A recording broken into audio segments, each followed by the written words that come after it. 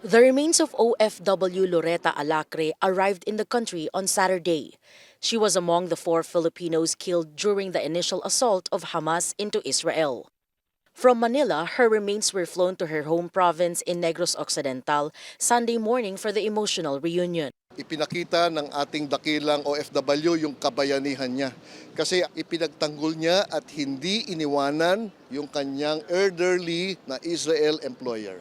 No? Sinamahan niya kahit na meron siyang pagkakataon na makaalis. Tulong-tulong po lahat ng ahensya sa pagbibigay ng tulong, ng assistance dito sa nasawi nating modern day hero.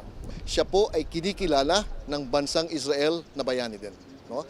At siya po ay binigyan ng honors yung kanyang pag-alis, no?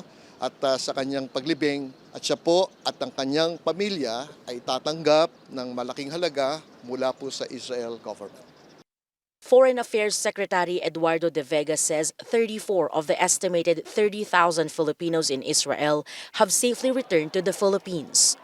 The repatriation in Gaza is expected to go into high gear when the critical Rafah crossing opens, allowing foreigners and refugees to cross the border into Egypt. Only a few want to go home because the situation is back to normal. At least, ating mga kababayan sa Israel are very resilient. Sanay na sila dito eh. Gaza is different. There's a war now going, no? Lahat sila, there are 135 Filipino nationals, hindi lahat gusto umuwi. Pero lahat ng gustong umuwi, eventually makakalusot yan, makakapasok at patutunan namin umuwi ng Pilipinas. Meanwhile, Alert Level 3 has been declared in Lebanon as tensions spill over to Israel's northern neighbor. Israeli forces are now facing Hezbollah fighters allied with Hamas in southern Lebanon.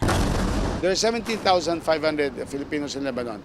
Ang pinaka-importante yung 67 na tumitira, yung nanirahan doon sa southern border kung saan bumibira yung Hezbollah. Right now, ang understanding ng embassy, they are safe. Pero ganun pa man, gusto natin mag-umpisa na ng voluntary repatriation program.